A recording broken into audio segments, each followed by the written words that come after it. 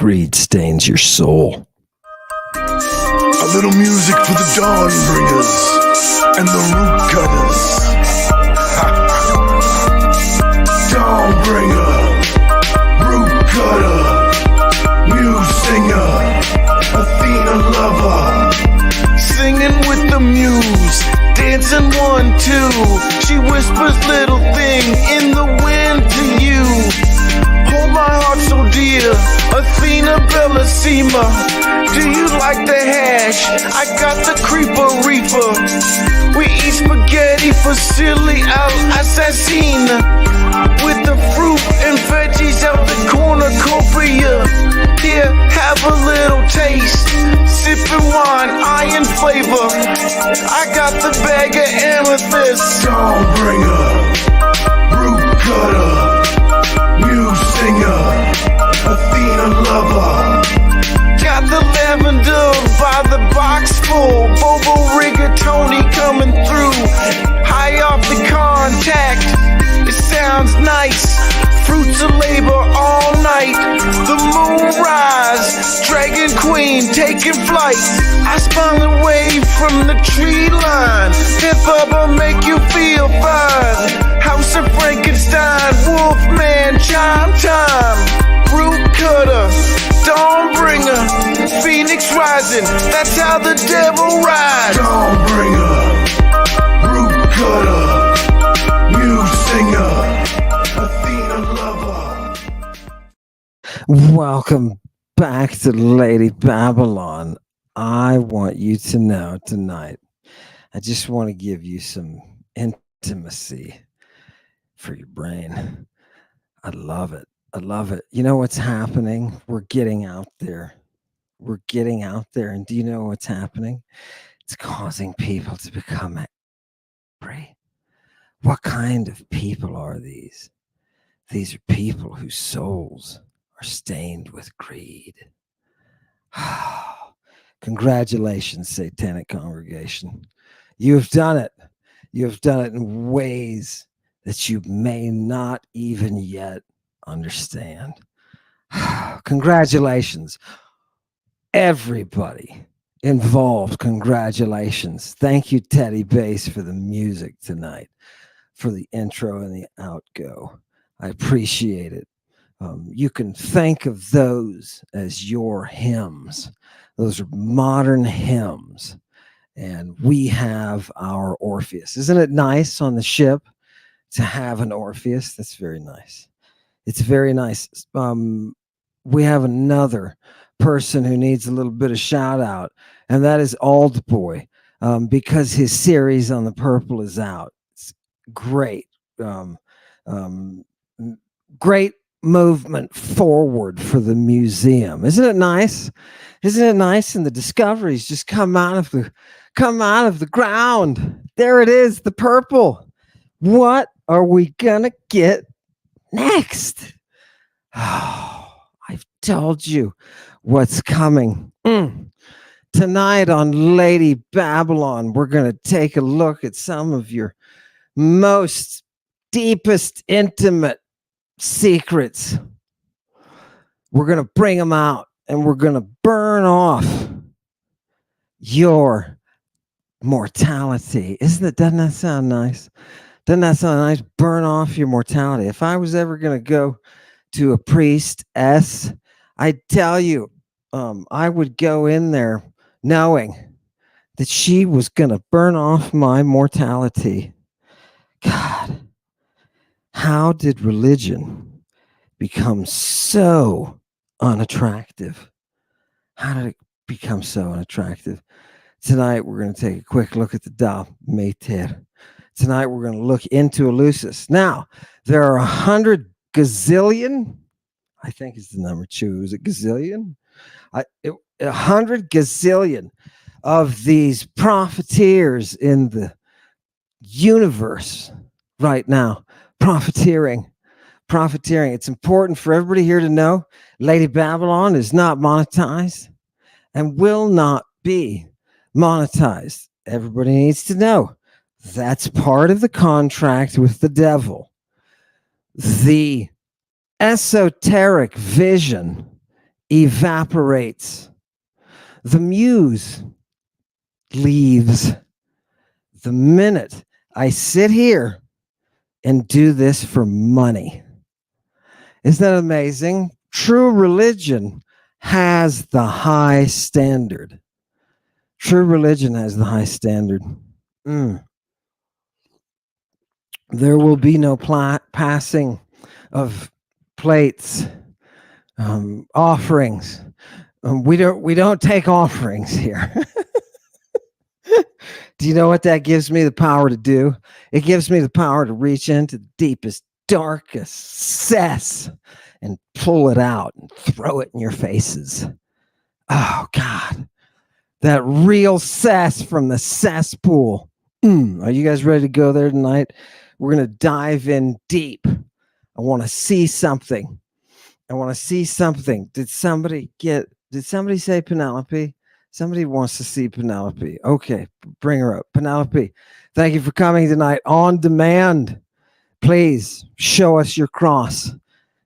Show us your cross. Beautiful. Get the pollution out.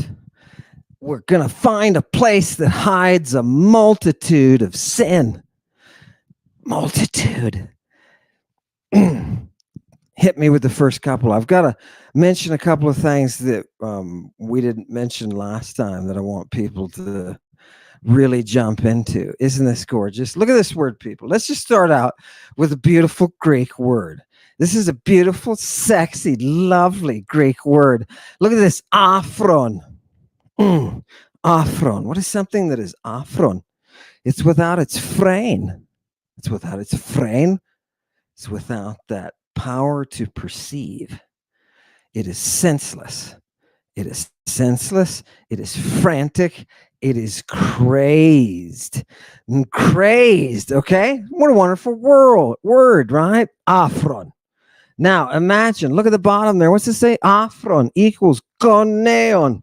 What is goneon? That's hemlock. That's hemlock. Do you know what you do when you've had a hard day?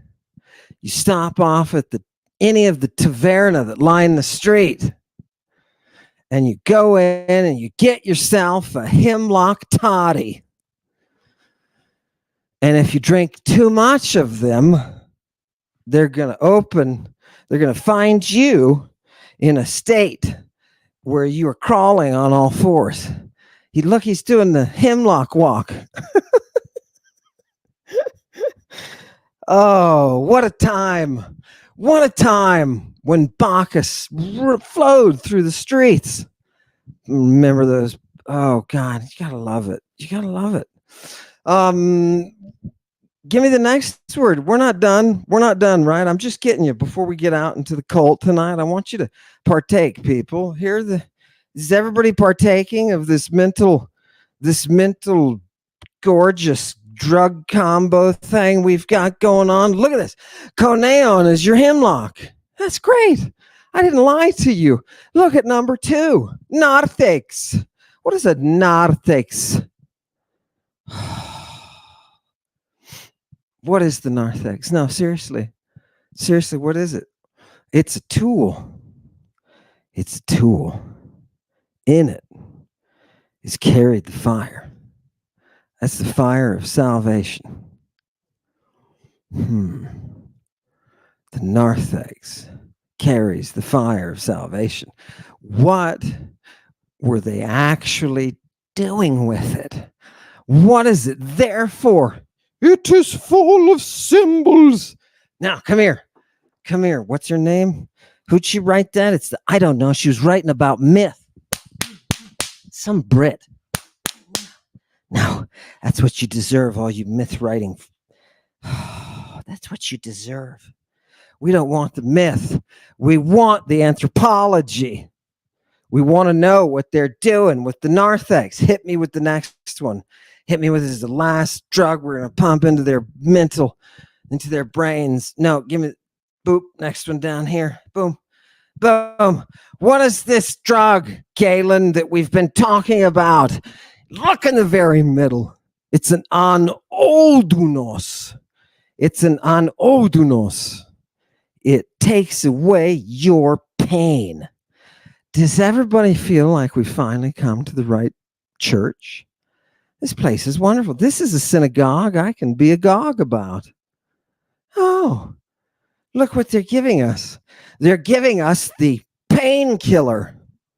God, if I got painkillers every time I went to church, look at you, trapped in that tiny cube, like a pantomime, right? We're friggin' pantomimes. Oh, look at the drug use. Fantastic. Go to the next one. This is where I want to begin. What do I want to show you tonight? This is the apocalypse. Ho'echon. Who has what? Who has ears? Let them hear what the Spirit says to your assemblies. Yeah. To those of you who overcome, I will give to you to eat from the tree of Zoe. Okay. Wait. Who's Zoe? Just in case anybody stepped out. We got on the spaceship tonight, right? Space time. We went back in the past. We're at the rights, right? Because that's all we ever do. You know, it's a date thing you and I have. You love it. You love going to these rights. You love going to them. On the internet right now, there are a ton of people who will tell you, these are Eleusinian, these are Eleusinian, these are Eleusinian, these are Eleusinian. Psychiatrists, psychologists, mythicists.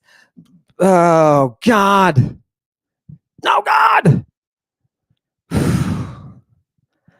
Indeed. Tonight we look at the particulars. I'm going to take you into a Christing. Hail Satan. I'm going to take you into a Christing that you have never seen. And it will explain to you exactly what Jesus was doing. Welcome to the mystery. Let's go. Now they're trying to sell this online. Anytime you buy a mystery course online, you're the one who's going to the back alleys. I don't want satanic congregation hanging out in the back alleys. Okay? Don't. You're going to pay for it. Yeah. And I don't mean money. Let's go to the next one. What is the promise here? I know, people. I know what kind of troubles everybody's in. I know your poverty, right? But you're really rich. You're not like that satanic congregation. Wait, are you kidding me? The satanic congregations? Look, people, it's a letter. Oh my God, it's a letter, and it's to us. Well, it's really to somebody else, but they're talking about us. You see, tonight the theme is we're listening in on your conversations. And what does the satanic congregation do that really ticks them off? Look at that second line, fourth word in. Blasphemion. Do you want to hear the blasphemy? Go ahead, take it down and poison the brains of everybody here tonight, Chewy. Do you want to hear the blasphemy of blasphemies? I've got it for you. Take a seat. Everybody who's eating your dinner, it looks marvelous. I can imagine it. It looks marvelous. Thank you for allowing me to be with you at this time. I thank you on a Monday. Fantastic. What is the blasphemy of blasphemies? Tell us, Amon. Tell us, do you want to know? First I have to say, do you want to know? Oh, you're going to love this. Are you ready? God is a fabrication. Yahoo has a birth date before which time he did not exist. And do you know when his birthday is? Yahoo, when's your birthday? Everybody, happy birthday to Yahoo. Happy birthday to Yahoo. Happy birthday, Elohim Hashem Jehovah. It was in the 3rd century. Show me the text. How does a person get to that point that can be so sure of himself? It's not me, people. It's not me. It's the muse. Muse of history, bruh. All you got to do is follow her. All you got to do is follow those words. It's in the words. They're evidence, man. They're the amber that keeps all of that gorgeosity, all warm and snuggly until one of us can drill into it, take out a sample, and find whatever it is that mosquito was eating 20 million years ago. Oh, God. I love it. I love it. Okay, give me the next one. We can't let this boat. It's going to get, well, hold on, people. Life vests on tonight. This is going to get a little bit heavy. Those of you who have those ears to hear, like we're talking about, satanic congregation, right? This is what that muse says to you.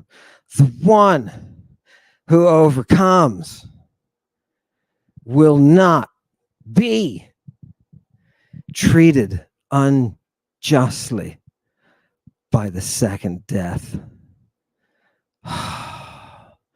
They won't come across that second death as a thing of decay, as a moment of justice. Right? There is something about going there and coming back creates a bridge. It's understanding. Let's go to the next one. Did they give us the drugs yet? I think they gave us the drugs. Right? People, I want you to focus now on this image I'm going to read to you from the hymn. There are 4 girls, and they are like goddesses. Four girls like goddesses. And what does it say? The second half of that first line, Kureion anthos ehusai. What are these? What do these girls have? They have the flower, anthos. They have the flower that is kureion, the flower of the korwa. This is old. You see statues of these korwa all over the place, right? And what do they have? What are those? They are in choric bloom. They are in choric bloom. Now you ask yourself, who is it that we worship? We worship the underworld Korah. That's who we worship. Why do you think we do what we do? Everybody comes and we all get initiated, right? You're welcome for democracy. You're welcome. Such contempt. Go up. Give me the source again, Chewy. When we were just, yeah. So here are these 4 girls, and they're in their choric bloom. And here are their names. What are their names? Kalidike. Oh, that's nice. Beautiful justice is what her name means. Isn't that nice? How would you like to wake up and your daughter runs out to you in the morning and you're cooking pancakes and her name is Beautiful Justice? Come here, Beautiful Justice. Right? You know, the last goddesses to abandon mortals. Zeus is already gone. Right? Ares, he doesn't care anymore. He's out. Right? All of them gone. Even Eros is gone. But the one that always stays to abandon mortals last is DK, justice. Justice. The test is, people, will you defend justice or will you take payola? Isn't that funny? That's the one thing justice hates more than anything. Payola. Payola. Does it stain your soul? Does the payola stain your soul? Yeah. Where's your cross, Christian? What is your cross covering? Didn't seem to do a good job. Terrible. Terrible. It's sad. The history of Christianity is sad. What is the next daughter's name? Clay CDK. That glorious justice. Demo, the people. That's a nice one. Yeah. And who's their eldest? It's Calithoe. Calithoe. Oh, and she, of course, is the progenestate, right? She's that firstborn leader. Hand me the next one. That firstborn leader. And who are these? I'm sorry. Who are these? Who are these goddess-like girls? They are. Can you show the image? Do you have the image? They are the 4 girls that came to the well where Demeter was sitting by herself because she had lost her Cora. She had lost her Cora. How did she lose her Cora? She took that Narcissus ball. She turned into a, did you see what happened? She went straight into the underworld. And do you know what Demeter wants? She wants to bring her back. Okay, do you understand you're in the cult? Do you understand? The priest, she is singing to you this song. There is a creator, and that creator sings. And this right is a plug-in to that muse. Okay. How do we get there? Is there a, are we supposed to just all sit here in the pew and feel the guilt of our conscience with the blood of the cross covering us? Oh God, I looked at her again. Back to confession. Nobody ever confesses. That's the problem. I confess you have driven me absolutely mad with love. Confess that. Good. Let's go. What's the bridge, people? What did he just say? I think he just took a wrong turn. Yeah, no, it wasn't a wrong turn. It's just didn't plan on going there. Look at this. What is this whole thing about? I know an antitomon. I know an antidote. Wait, you mean there's words for antidotes here? Within the hymn that we've been singing about what what Demeter,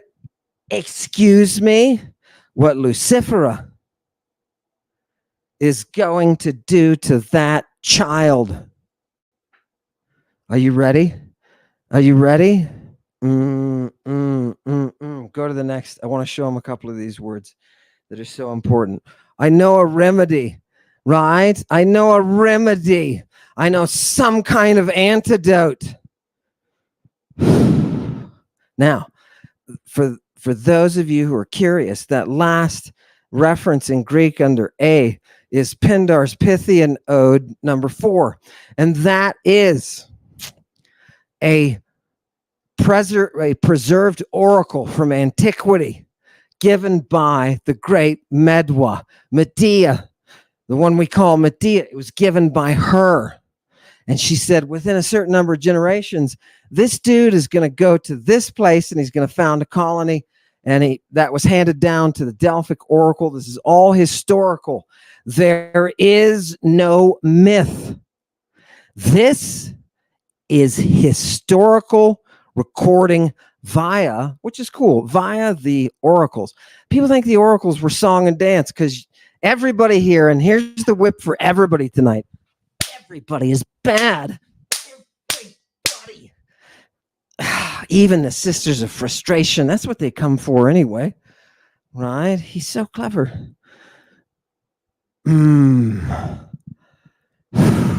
Just thinking about that frustration. Just thinking about that, it makes me want to undo it.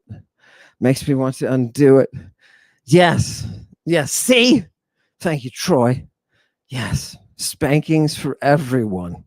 Now, we have free spankings. Satanic congregation. Do you have to give any money? No, but they will spank you. Yes, yes.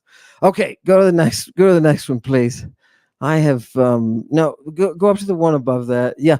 What I wanted you to see here is that Pindar's Pythian Ode preserves this vocabulary. And it does so in a kind of an elegant way by preserving the oracle. You thought history started with Herodotus, right? You thought, oh, he's the first dude to sit down, dude, and write out his stuff and say it on the porch of the temple. He'd be a dude, tell his stories, right? Cool, Ionian. That's super Ionian of you, right? No, come on, man. We're stupid when we look at history. He wasn't the first historian. Do you know who was passing on history and governance at the same time? The oracles, the smart women, you boobs. The smart women from the ancient world. The smart women.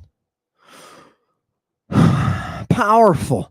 I was in a meeting just yesterday with a couple of very, very fantastic, people, and a scholar I truly admire. And we were in a group meeting, and they started to talk about the idea that women didn't have a voice in antiquity is hilariously bad. It's hilariously bad. And it covers up a real woman-led. I'm not going to say matriarchal, because that's not the kid grown-up crone model. The Greeks are not using that. That's a fantasy of people who wanted to take you into a back alley. Yeah, that's a fantasy of those people. Maid mother crone. Are you kidding? Are you kidding? Even the Graiai, the supposed crones of antiquity, are said to be never aging, that they're always in bloom. The first time I read that, I was like, oh, I get it. I didn't get it before. I get it. You see, gods can't age. And why can't gods age? We're burning off the mortality. Why can't gods age? Because they're full of ambrosia. They're full of ambrosia. Do you have the ambrosia tonight? Do you want the fruit of the tree? I'll take two, please. I'll take two. Who's this handsome devil who's serving us tonight? Oh, God. You know what this is? This is a picnic in the park. Not just any park, but paradise. Right? Now do you see who the Awa is? Now do you see who the Awa is? Right? Oh, God. Right out of the 3rd century, people.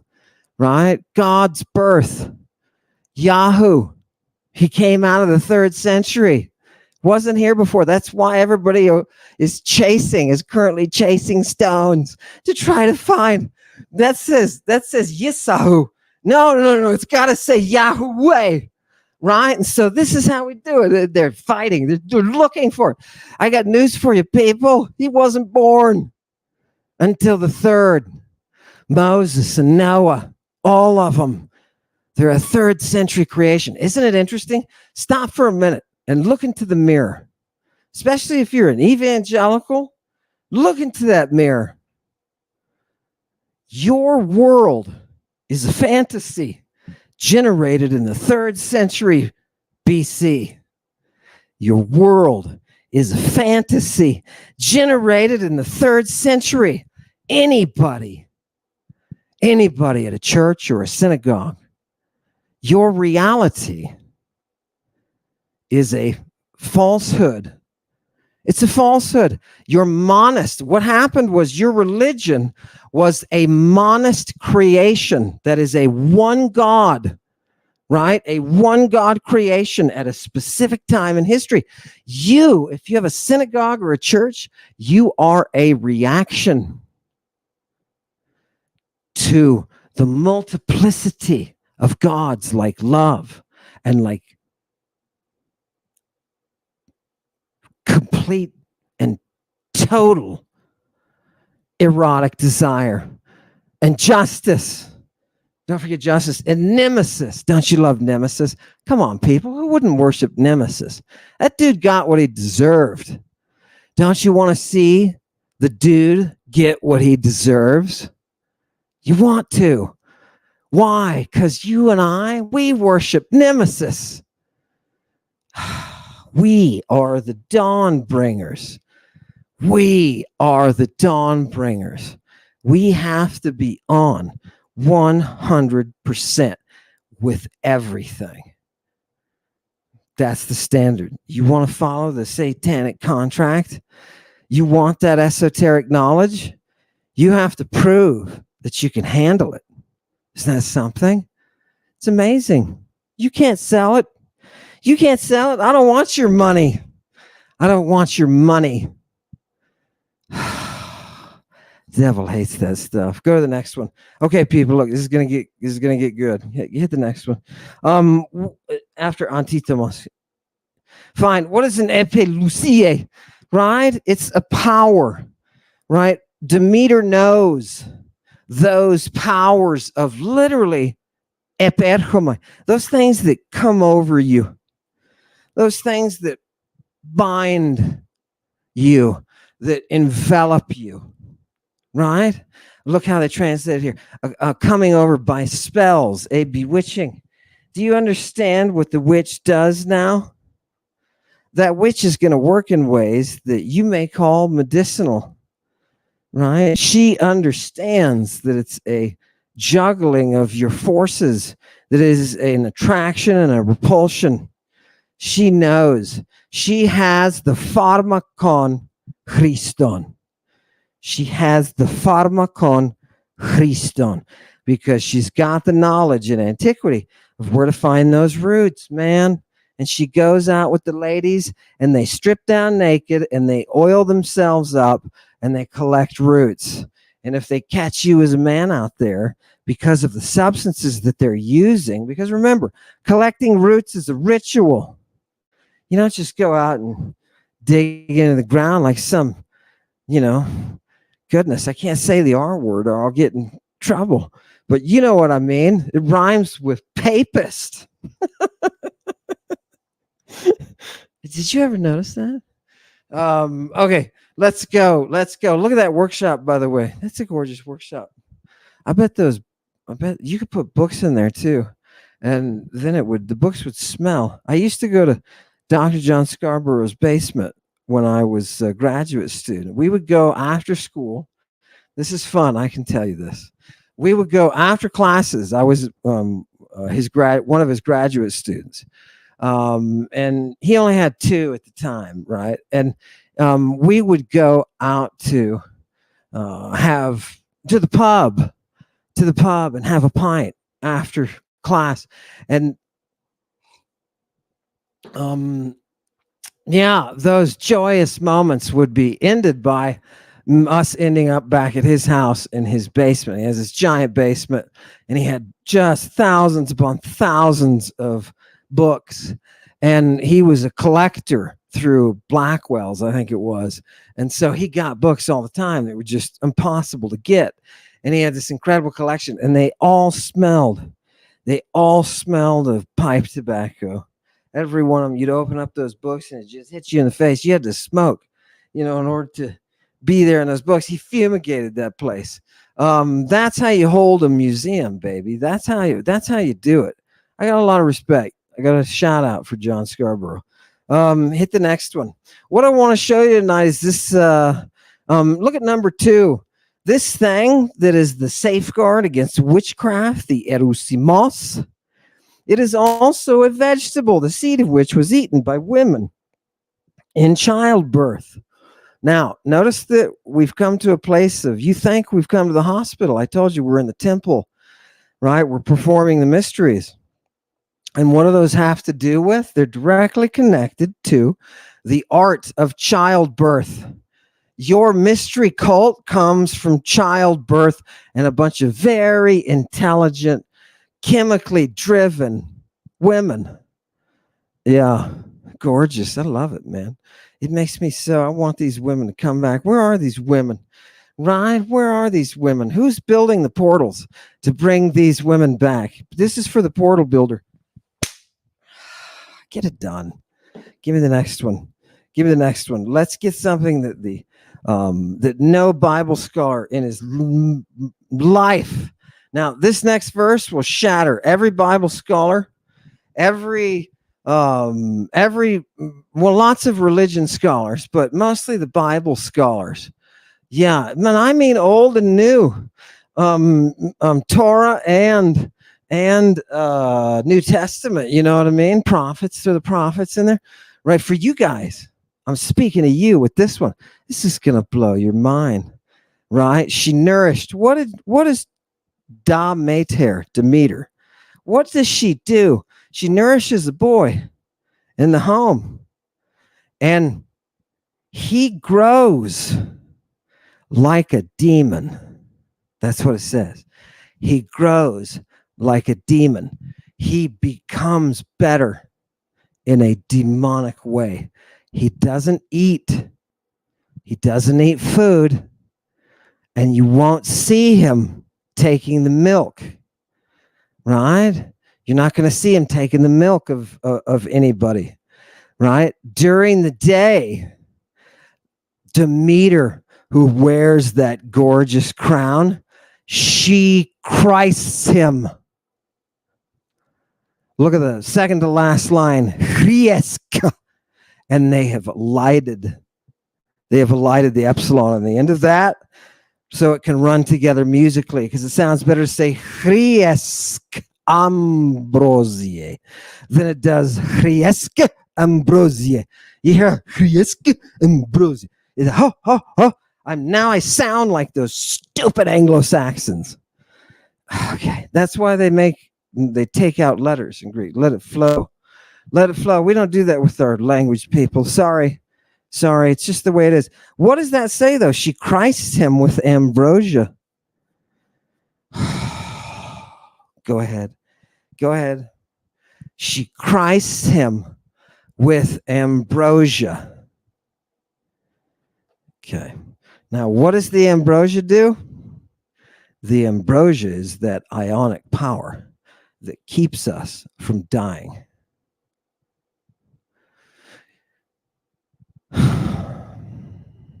That boy is having his mortality removed. Yeah. Okay, let's see.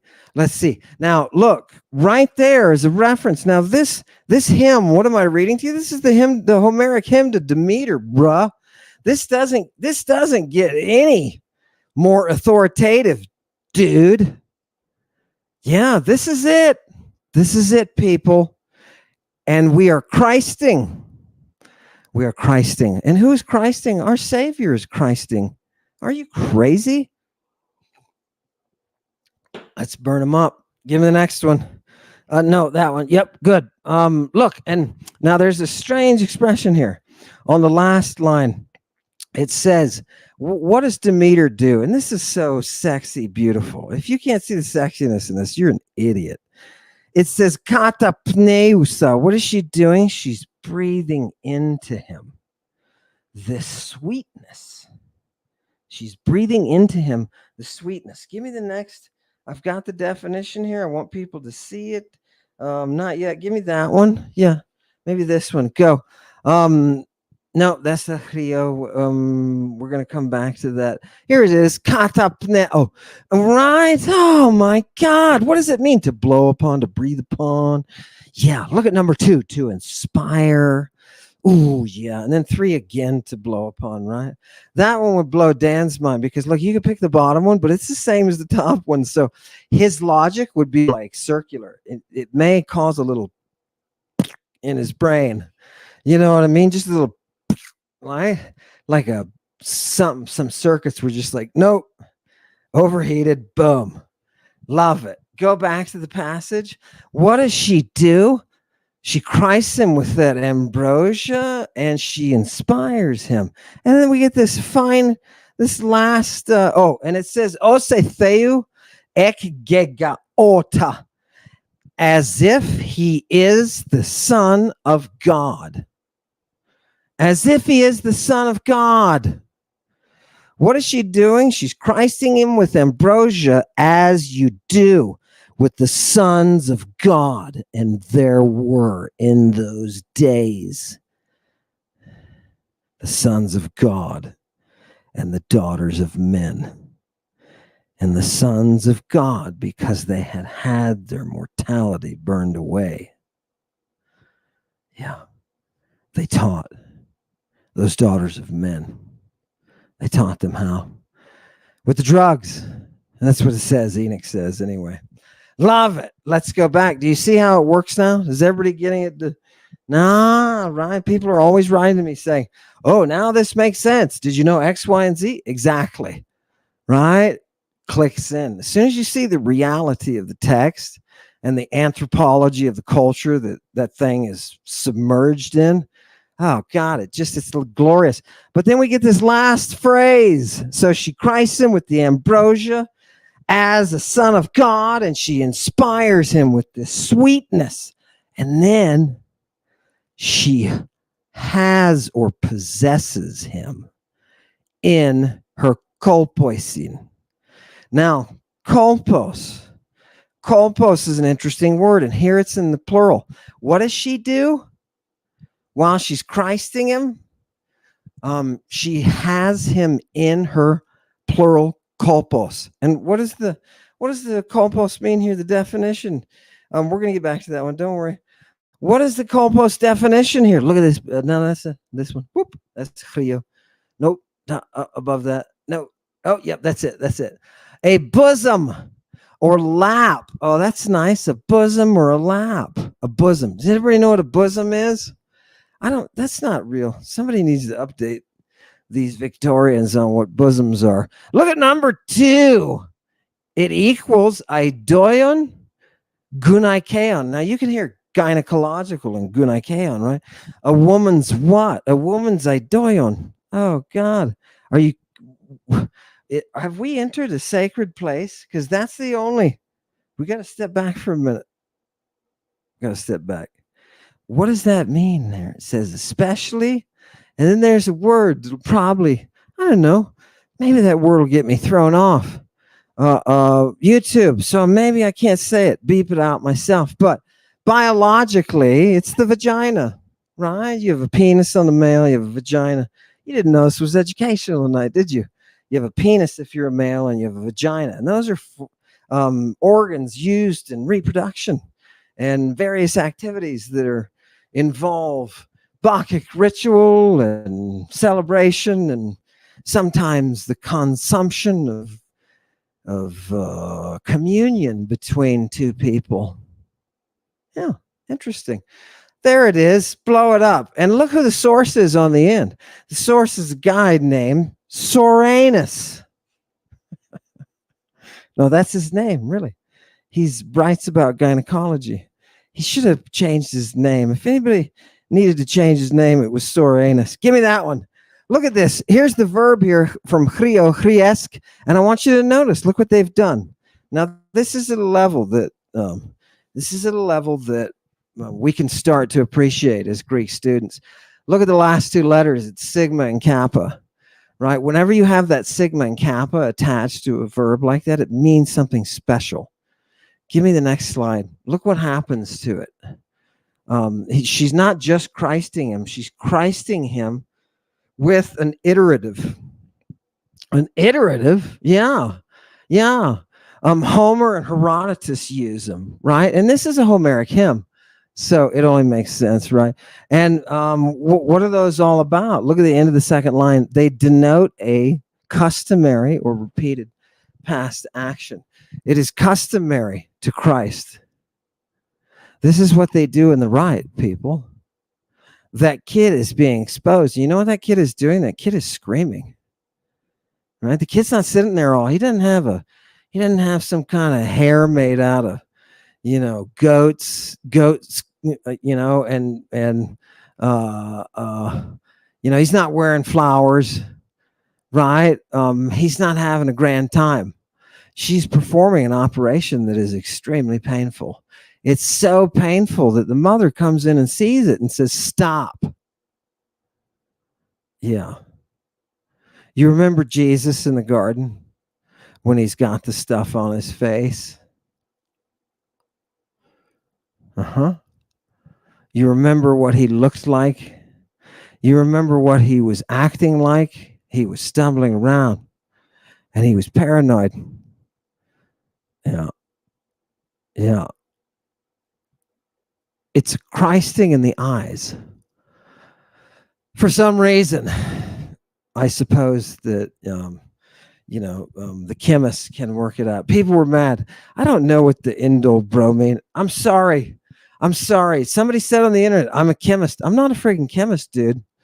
My science side is bacteriology, and I studied infectious disease so that I could write about plagues and drugs in antiquity, the plagues that were there and the drugs that they used to treat them. That's what I was. Yeah. So don't believe everything. People are saying funny thing on the internet now.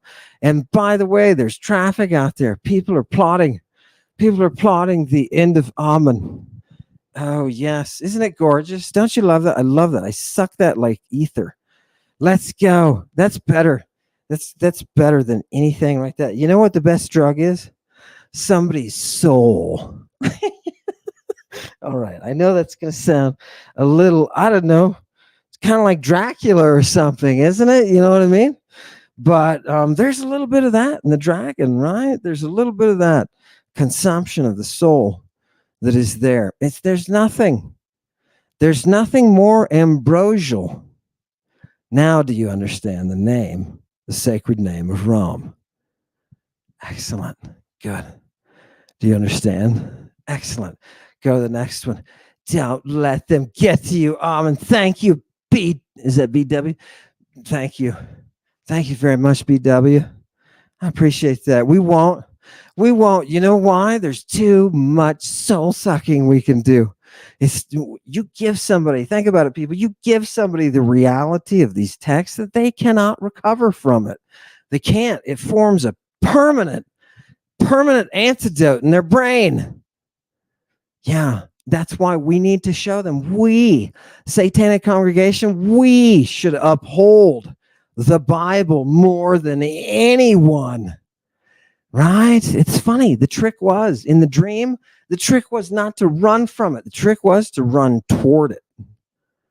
Yeah, that's where the victory comes from. And to those who achieve the victory, I will give to overcome that second death. Oh, God. It's gross. It's gross, man. It's the grossest stuff on the planet. Give me the next one. Watch what happens here. We didn't go through the trio, but we don't have to. This is good, Chewy. I like that you landed here. What does she do with that boy that she is putting through the operation to burn off his mortality during the nighttime? Because remember, we said what happens during the day. She's Christing him during the day. And what does she do in the night? She hides him in the fire. She hides him in the fire. He's like a torch. He's like a torch. Do you know what a torch is? You put stuff on it and it burns. Okay. If that mother had not stopped Demeter from creating that transformation, if she hadn't stopped the process, that boy would have understood who he was. He would have seen and he would have lost his fear. He would become as a god. The fruit of the tree is there for you. The fruit of the tree is there. All right, let's go to the next one. That was somber. That was too somber. Give them the hymn. I want you to see the hymn now. This is the Orphic hymn to Eleusinian Demeter. This is the Orphic hymn to Eleusinian Demeter, and I want you to go down to the Oh God, it's so beautiful. That word, first of all, in the third line, Pluto de Terra. She's really the giver of what is wealth. What is wealth? And it's not money, right? That's the problem. You don't see right, right? You haven't been there. You don't see right. You still have that corruption. Your greed stains your soul with the stench of ruin, right? Okay. And what is she? I just want you to scroll down. Oh, where did it go? Oh God, there was something. Oh yes, look on the underlined red portion. She's the Sunestius of Bromius Dionysus. What does she do? You didn't know this, did you? She's that one who stands next to him. She's that one who comes to his defense. She is that assistant. She is that nourisher of the child. She's a daimon, it says at the top. She's the polu onome daimon. What does that mean? She's the daimon with many names. Have you heard of somebody who is a daimon of many names? Lady Babylon. Lady Babylon is she of many names. The mystery is written on her forehead. Oh, God. How sexy is that? How sexy is that? Yeah, you're third century, jealous, woman hating divinity, humanists. You're just like Akhenaten. You're just like that group. Right? That's what the religion does. It's what human religion does. So physics, it goes monist. And when it does, everybody outside the box can justifiably die. Doesn't matter if it's women, doesn't matter if it's men, doesn't matter if it's old people, doesn't matter if it's kids. Whoever is outside the box. Whew! That's some awful stuff. I want you to look at what else is in here. What else is in this hymn? Look, she is conveyed. See those other two? See those other two underlined red there? She is conveyed by the what? By the power of the dragons. By the power of the dragons. And just look at that underlined word that says drakonteon. Drakonteon, and look directly above it, and you're going to see the word paidophile. Paidophile. Paidophile. Does that sound like anything I know? Paidophile. Well, the philos root is to love, and the pais is a child. Who is that one who performs the initiation? The paidophile. Yes. Give me the definition. Look at what these Victorians did. They're so embarrassed. You Brits. I have a number of very intelligent people across the Atlantic, across the pond, who are sitting there and following the traditions that the Brits made with the Oxford Greek lexicon, the LSJ, Alice. I have those people there, and what do they say? They're hemming and hawing, baby. Why do we have to say one thing as another? Just come out and say what it is. It's too Victorian. Purge the Victorian blood, you people in England. This is for those. You know, when I was in Newcastle and that group of saucy ladies of the evening came, surrounded me, pinched my cheeks. This is for them. Stop being that way, ladies. You got to be a little bit, direct. Oh, God. Pederastes. It says it equals a pederastes. That's their way of getting around saying, well, tell me, what is a pederastes? Then I'll play your little game. It's a lover of boys. Mostly in a bad sense. Does it sound like a dictionary that you would read in the English language? No, it doesn't sound like a dictionary you would read. What is that? That's a Victorian sentiment, right? The guys are looking around like, not me. No. It's mostly in a bad sense. Yeah. Okay. Now you know what the pederastes is. And yes, we get our English word pederast. The Christ who is in the position of opening the eyes. That Christ is the pederast. This is a direct link between the definition, the classical definition of a pederast, and the performance of the Christ mystery. Yes, now why is this? Remember, she, Demeter, is a kurotrophos. What does she do? She nourishes the kuros. And sexuality is part of the process because she is the pedophile. She is the one who expresses the love for the kuros. Oh, okay. The great mother, right? Demeter. It's just Mother God, Mother Zeus. Da. Oh, and remember, this is centuries. Oh God, there's 1,500 years before this when these rites are being performed, right? Before Christianity, before Moses was ever a figment in the imagination of the Hellenistic person who created her, the Hellenistic author who created him. Sorry. Yeah. Yeah. Fantastic. Go to the next one. Ooh, there it is. Boom.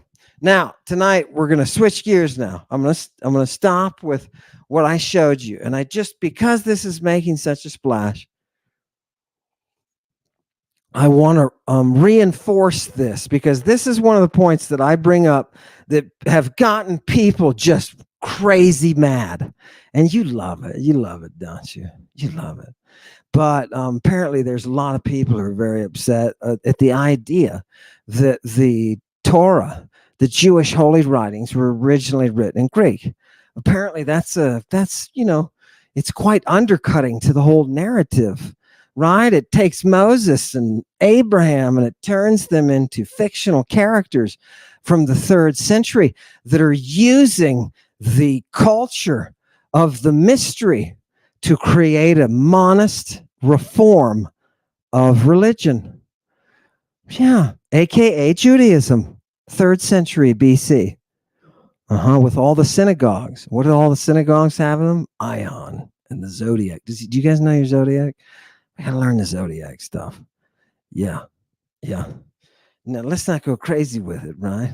Let's not go crazy with it. Oh, he's making a reference. Kai Apen, look at verse 3. What is this? This is Genesis. So tonight, I'm going to start doing this at the end. I'm going to just give you a quick flash of how incredibly terrible the Hebrew translation of the Greek is, right? Tonight, they're making up words just to be able to suit Greek, right? It's hilarious. Watch this. This is Genesis. This is Genesis chapter 11. Yeah, and what's happening? We're around the time of, we're looking at Babel, right? Right? Oh, God. And a man said to his neighbor, Deote, get over here. Plinthel Solomon, Plinthus. Let's fire some bricks. Now, watch this, people. Let's fire some bricks. Just think about that. Just think about that simple little statement. Let us fire some bricks. Okay, cool, because they're going to build something. There's nothing. Look what the Greek does. Look at the end of the second sentence, plintheusomen, and then the beginning of the third sentence, plinthus. Do you notice that those have the same root in them? The Greek loves to do this and has been doing it for a long time by the time this document comes up.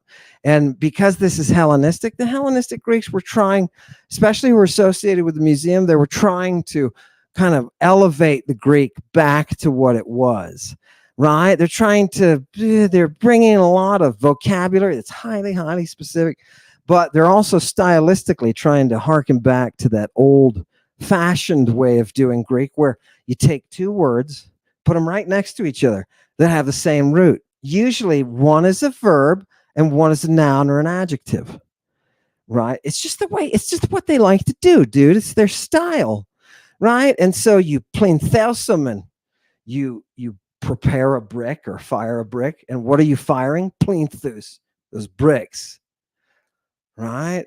Oh, what? Just tell me, what does the Hebrew do with this? What does the Hebrew do with this? Watch this, people. The fact that people can say the Greek is a translation of the Hebrew is a total joke. Is a total joke. Look at the first word up here. I just do the making of the bricks, right? Lebanim. Lebanim. Let's see what that is. Let's see. Are they, by the way, are the bricks related here? Right? Is the baking related? Let's see. Let's see if it's from this. What's going on? What kind of terms are they using to translate this?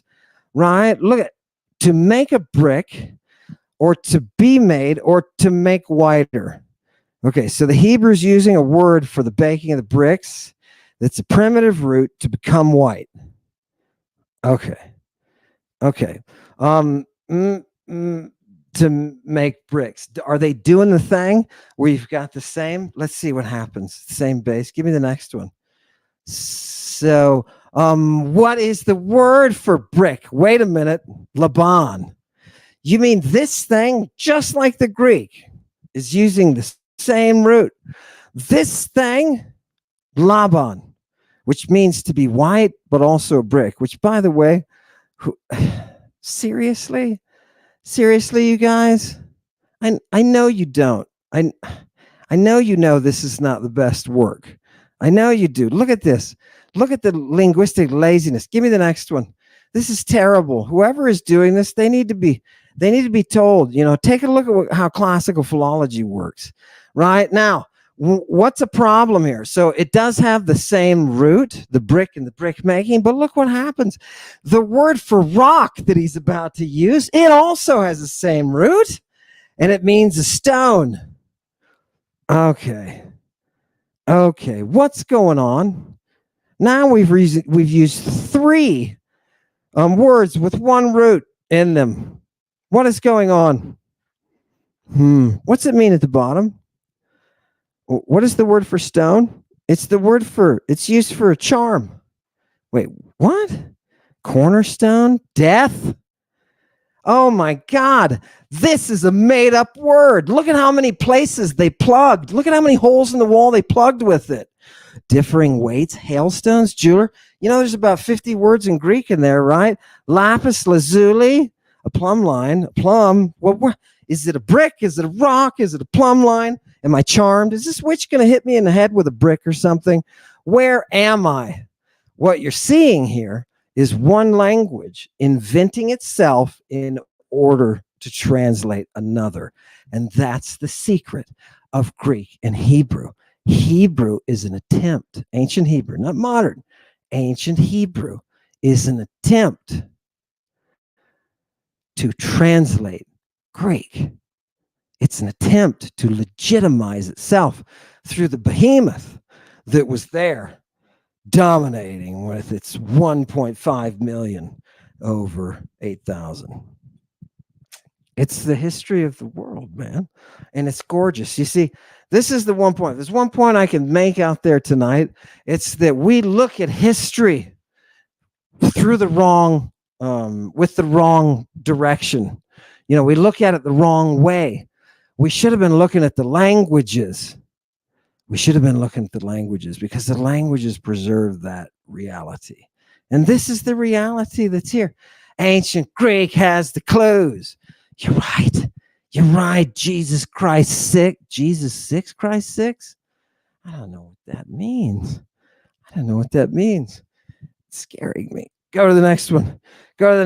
Here, look, another brick, another title. That's fine. Go to the next one. There's the word for burning. I was going to talk about that a little bit. That's okay. I don't need to. The point has been made.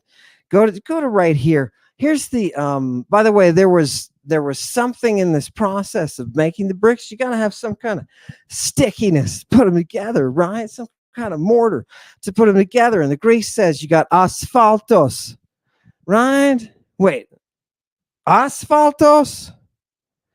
Does that sound familiar? Yeah, it does. What is it? It's asphalt, bitumen, kind of petroleum. It's pitch, right? It comes from sphalo. The very word from it comes from a Greek word. And it's just got the alpha privet on the front. Sphalo, to deteriorate. And asphalo would be to be not deteriorating, not being destroyed. It's asphalt. Now, give me how does the Hebrew come up? Give me the next one. And I just want you to see, look at this chart, people. This is all the different, this is asphalt with all the different manifestations of it. Look at how common this word is in ancient Greek, right? And that includes koine. Look at how common it is. Look at how many different meanings it's got.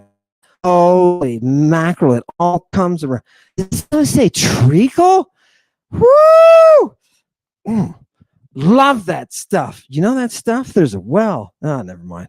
You Brits will get that. Get the next one. They didn't say I was smart. That's the point. Watch this, people. What does he do?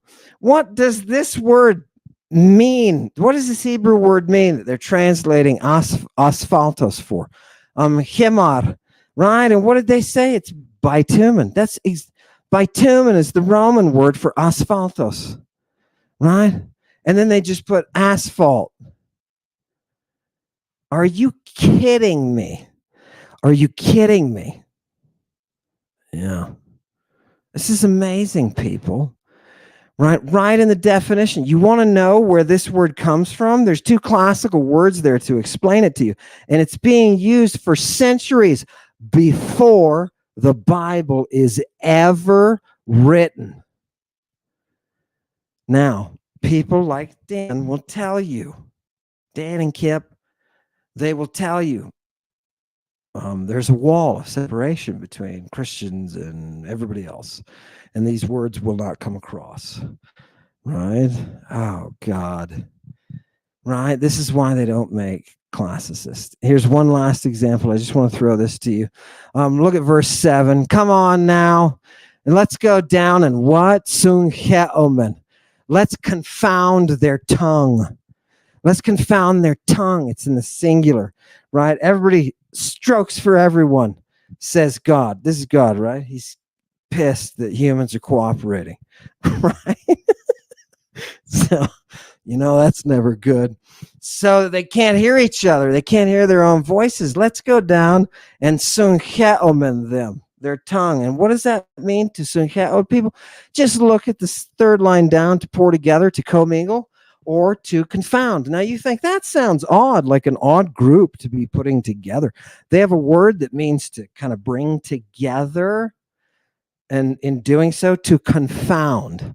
You know what an epileptic seizure is? It's when your timing is all brought together. It's when those nerves start firing off in unison.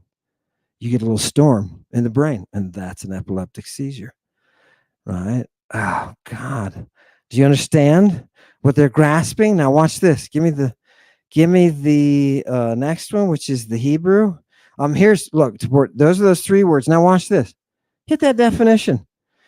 Here's a Hebrew word which, oh my God, happens to mean exactly the same thing that an already established Greek word has meant for centuries.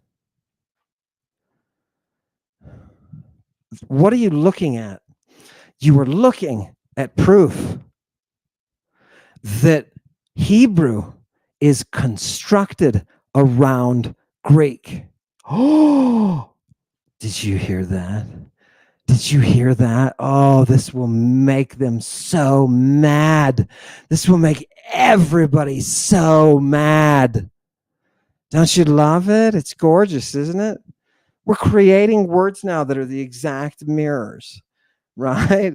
We're taking culture. And why is that? Because this is the culture that the Jewish people or person, we don't know how many authors there were, it doesn't say, right? That the Jewish people who created the Torah, those people were trying to borrow from the power of the Greek language. They were harnessing that power to bring it in to create. And that's why it's in the beginning were Gaia and Uranos, right? Two gods, two Hellenistic creation gods right up top. It's the language of Greek that is the origin of the Hebrew Bible. Yeah. Give me the last one. This is gorgeous. This is silliness. Look what happens. Oh, and look what they do. They start talking about Arabic. Arabic, right? Well, in Arabic, this root means this, and right, because they want some sort of Semitic connection, right? And you would think if you look up where's the oldest Arabic from? They'll say, oh, 8th century BC. Oh, really? Show me. What does it say? Oh, no. It doesn't exist then. We don't have any surviving, right? We just think they wrote. Are you kidding? Are you joking me? When is the first written Arabic? It's in the 500s, Anno Domini. Do you see what the linguists were doing? This is incompetence. This is complete incompetence, but it is driven by a powerful desire, just like you have the numerologist. It's driven by an extreme desire to justify the language itself, to say, look, this language is legitimate, and the claims that the texts make are legitimate, right? It's an attempt to create legitimacy. Wow, but it's a creation nonetheless. The sacred Hebrew is attempting to reflect the Greek of the original. Isn't that gorgeous? Okay. Let's round this out with Penelope. Did you get to use all of your images? Oh, Penelope, we come to you tonight with the utmost humility, for we know, Penelope, what lies behind your cross. We know that, like us, you are covered by the blood of Christ, the one who is burning off our mortality, the pedophile. Yeah. Oh, God. Oh, God. Thank you for coming tonight. I'm sorry if what you've been seeing is disturbing, and I know you'll be a little bit disoriented. Don't worry. Sleep it off, and tomorrow everything will be normal again. No, I'm just kidding. It's going to be stuck in your brain forever. Have a great night. Thank you, everybody, for coming. The fact that 841 people are here is driving others to take seriously what we're talking about, to open up the museum. And I want everybody to know, if I were there, I'd give you just a gorgeous hug. I'd give you just a gorgeous, lovely hug. Just imagine it. Thank you for coming tonight. Hail Satan. Dawnbringer, root cutter, muse singer, Athena lover. Dawnbringer, root cutter, muse singer, Athena lover. Dawnbringer, root cutter, muse singer, Athena lover.